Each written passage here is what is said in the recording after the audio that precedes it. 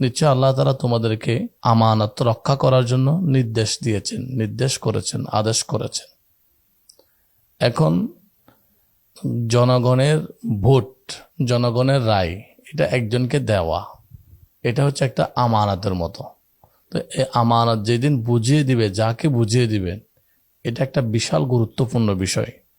কারণ একটা ভোটের উপর পুরো দেশের আমানতদারিতা ফয়সালা হয়ে থাকে। প্রিয় দর্শক, আসসালামু আলাইকুম।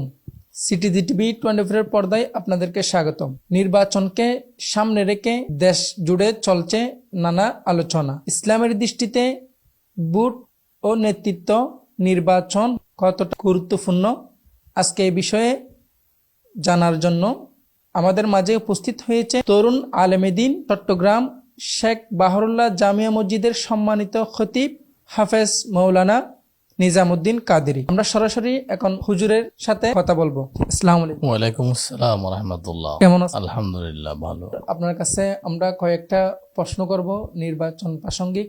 নির্বাচন ও ভোট দেওয়া সম্পর্কে ইসলামের দৃষ্টিভঙ্গি কি?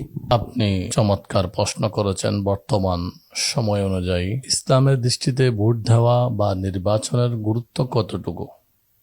নির্বাচন হচ্ছে দেশের আমানতদারিতা একজনের হাতে বুঝিয়ে দেওয়ার একটা ফাইসালার দিন।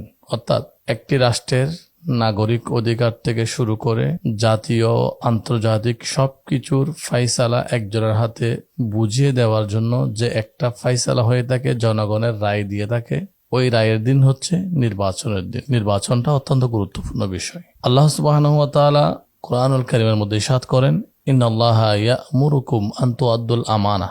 নিশ্চয় আল্লাহ তাআলা তোমাদেরকে আমানত রক্ষা করার জন্য নির্দেশ করেছেন, আদেশ করেছেন। এখন জনগণের ভোট, জনগণের রায়, এটা একজনকে দেওয়া, এটা হচ্ছে একটা আমানতের মতো।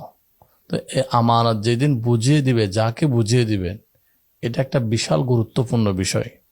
কারণ একটা ভোটের উপর পুরো দেশের আমানতদারিতা ফয়সালা হয়ে থাকে। এই জন্য নির্বাচনটা অত্যন্ত গুরুত্বপূর্ণ বিষয়।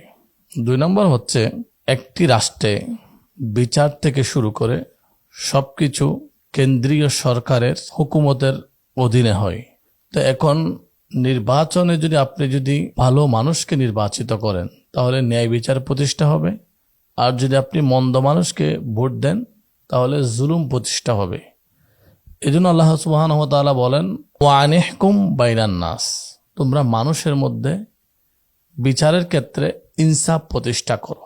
তখন আপনি যদি ভালো মানুষকে ভোট দেন, তাহলে তিনি ন্যায় ইনসাফ প্রতিষ্ঠা করবেন। আপনি যদি ভালো মানুষকে ভোট দেন, তাহলে সত্য প্রতিষ্ঠা হবে। আল্লাহ সুবহানাহু ওয়া তাআলা বলেন, ওয়ালা তাকতুমুশ শাহাদা, তোমরা সত্যকে গোপন করিও না, সত্যকে লুকাইও না।